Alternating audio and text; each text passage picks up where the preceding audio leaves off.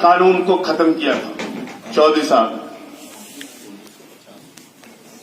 जमींदारी कानून जिसमें हर इंसान को एक सीमा से ज्यादा जमीन रखने की इजाजत नहीं है।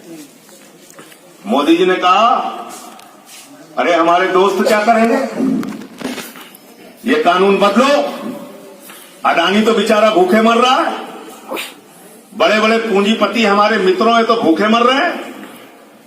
उन्होंने कानून बदल दिया। उन्होंने कहा कॉन्ट्रैक्ट फार्मिंग, यानी एक किसान जिसका नाम अडानी है, जो हिंदुस्तान का सबसे गरीब किसान है, वो आपकी 10,000 एकड़ जमीन ले सकता है। कितनी? 20,000 भी ले सकता है, 30,000 एकड़ भी ले सकता है। कॉन्ट्रैक्ट करेगा आपके साथ पेपर पे। किसके साथ? रामलाल के साथ, श्यामलाल के साथ, यूनुस के साथ, बंसराज के साथ, हरपाल के साथ, योगेश के साथ, मनीष के साथ। आप जो लोग यहां बैठे हो ना, आपसे कॉन्ट्रैक्ट करेगा। कॉन्ट्रैक्ट बोलेगा कितनी खेती, बोले 5 एकड़, बोले चलो ठीक है, लिख लिया। 1000 आदमी का 5,000 एकड़ लिख लिया। अब 5,000 एकड़ उसके कॉन्ट्रैक्ट में, फिर उसमें तार घेरे जाएंगे। तार घेरने के बाद 5,000 एकड़ जमीन तारों के घेरे में किसके? अडानी के। उसके बाहर सिक्योरिटी गार्ड लगाया जाएगा। किसका? अडानी का। उसके बाद पुलिस किसका साथ देगी? अडानी का। उस 5,000 एकड़ जमीन में जितने तुम्हारे वो डोले मेड़े, क्या कहते हैं उसको, डोले सब तोड़ के बराबर कर दिए जाएंगे। और 40-40 फीट का उसमें रास्ता बनाया जाएगा, जिसमें से बड़ी बड़ी गाड़ियां जाएंगी। वहां फूल पैदा किया जाएगा, सब्जी पैदा किया जाएगा, टमाटर पैदा किया जाएगा, सेब पैदा किया जाएगा, अंगूर पैदा किया जाएगा। भेजा कहां जाएगा? तुम खाली खेत के बाहर खड़े हो कैसे देखोगे? और जब कहोगे मैं अपने खेत में जाना चाहता हूं देखने की क्या बोया है, सिक्योरिटी गार्ड 2 डंडा मार के तुम्हें भगा देगा। बोले भाग, कॉन्ट्रैक्ट पे दिया, चले यहां से, हट यहां से। तो ये जो लोग भारत माता और धरती माता का नारा लगाते हैं, मैं कहना चाहता हूं किसी भी भाजपाई को भारत माता की जय लगाने का हक नहीं है, क्योंकि तुम धरती माता को दे सकते। अपने मुंह से जुबान से निकालना मत तुम भारत माता की जय, क्योंकि तुम धरती माता का सौदा कर रहे हो। किसके लिए? अडानी के लिए। किसके लिए? बड़े बड़े पूंजीपतियों के लिए। किसानों की तो मेड़ तोड़ दोगे तुम। वहां तो कॉन्ट्रैक्ट फार्मिंग के तहत 5-5 हजार एकड़ जमीन पर तारें खींच ली जाएंगी, सिक्योरिटी गार्ड लगा दिया जाएगा।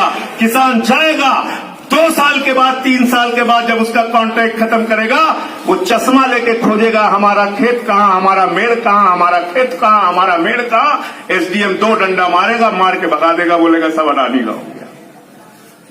यही चाहते हो आप लोग? यही कॉन्ट्रैक्ट फार्मिंग चाहते हो? इस कानून के अंदर किसान को न्यायालय जाने का भी हक नहीं है। न्यायालय जाने का नहीं आया हो तो फिर से पढ़ लेना। कोर्ट में जाके मुकदमा नहीं कर सकते। कहां जा सकते हो?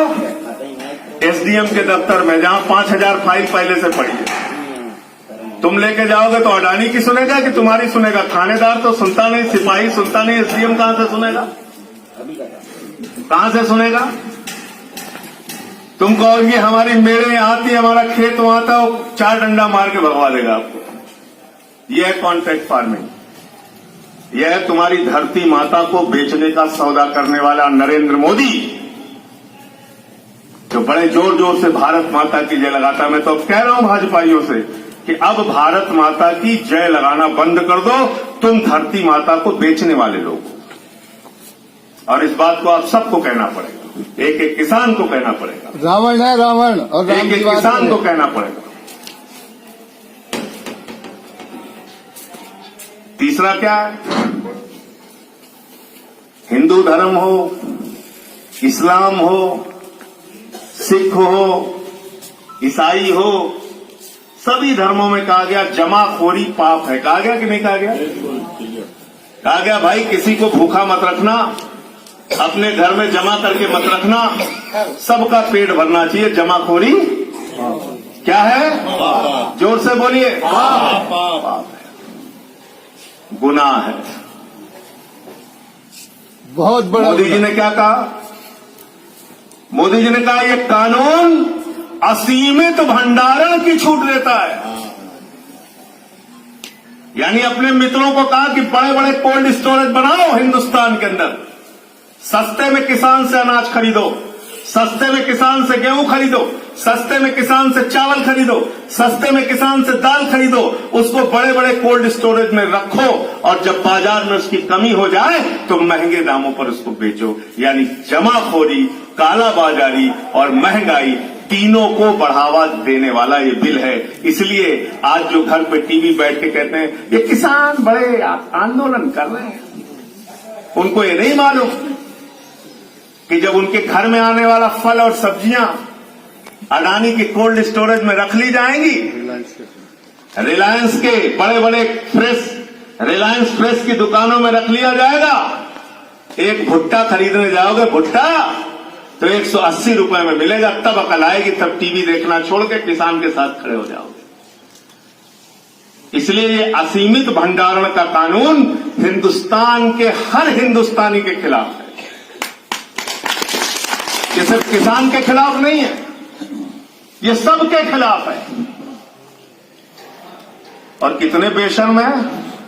इनका एक बेशर्म किसी मंत्री पूछ रहा इसमें काला क्या है, मुझे तो समझ में नहीं आ रहा है।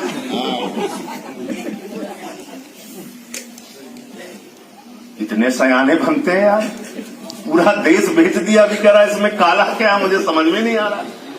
अरे आके बैठ जा भाई, मैं तेरे चेहरे पे काला काला लगा के बता दूं क्या क्या काला है इसमें। पढ़ो पहले क्या क्या काला है, पढ़ो पहले क्या क्या काला लिख रखा है। इसलिए दाल में कुछ काला नहीं है, पूरी की पूरी दाल काली है। और जो ये कहते हैं हम इसमें संशोधन कर देंगे, संशोधन कर देंगे, संशोधन कर देंगे, संशोधन मनशोधन कुछ नहीं होता है। किसी के डेथ वारंट पे साइन हो जाता है तो उसमें संशोधन नहीं होता है, उसकी वापसी होती है। इसलिए ये तीनों काला कानून वापस होना ही चाहिए।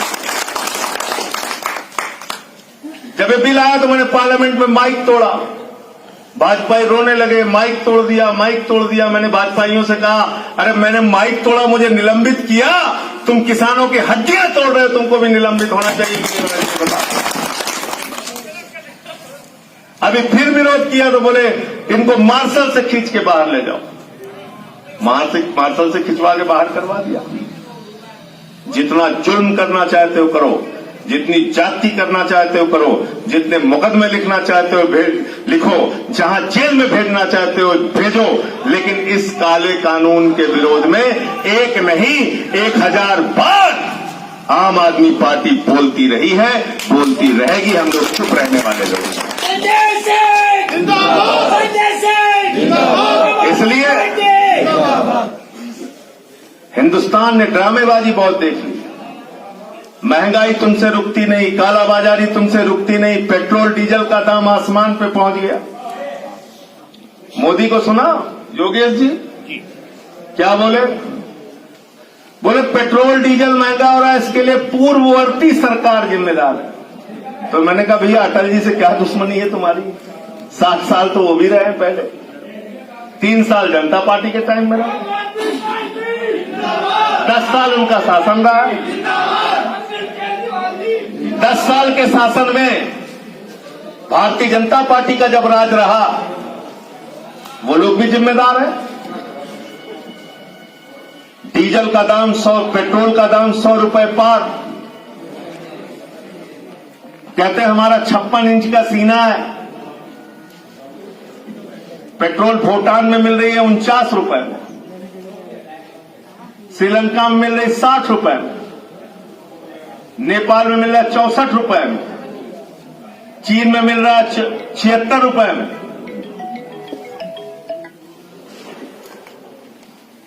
अगल बगल के देश जिसको तुम सप्लाई करते हो तुमसे सस्ता बेच रहा है।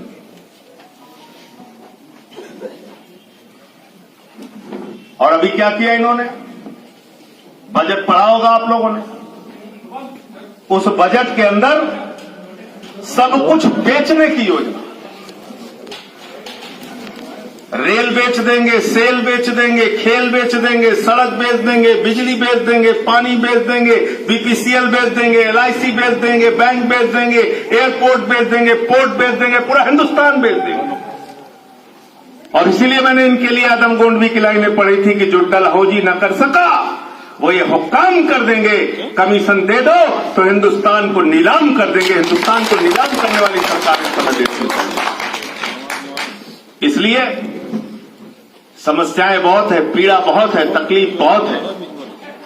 कितनी बातें करें, वतन की जो हालत सुनाने लगेंगे तो पत्थर भी आंसू बहाने लगेंगे। और अगर भीड़ में खो गई आदमियत तो उसे ढूंढने में जमाने लगेंगे। इंसानियत का, मानवता का कत्ल किया जा रहा है। और इसलिए साथियों और दोस्तों, आने वाली 28 तारीख को दिल्ली के मुख्यमंत्री अरविंद केजरीवाल जी मेरठ की क्रांति भूमि पर आ रहे हैं। संस्कृति बैंक्वेट है वहां पर, जो मेरठ दिल्ली हाईवे पर पड़ता है। उसके मैदान में विशाल रैली होगी किसान महापंचायत की, अरविंद केजरीवाल जी के विचारों को सुनने के लिए, इस लड़ाई को और मजबूत बनाने के लिए, और मेरठ की क्रांति धरा से एक बार फिर 1857 की तरह जोरदार आवाज निकले, इतनी जोरदार, इतनी मजबूत कि दिल्ली में बैठी हुई गूंगी बहरी सरकार के कानों तक आपकी बातें पहुंचे और आपकी बात वो सुनने के लिए मजबूर हो। बहुत बहुत शुक्रिया। बहुत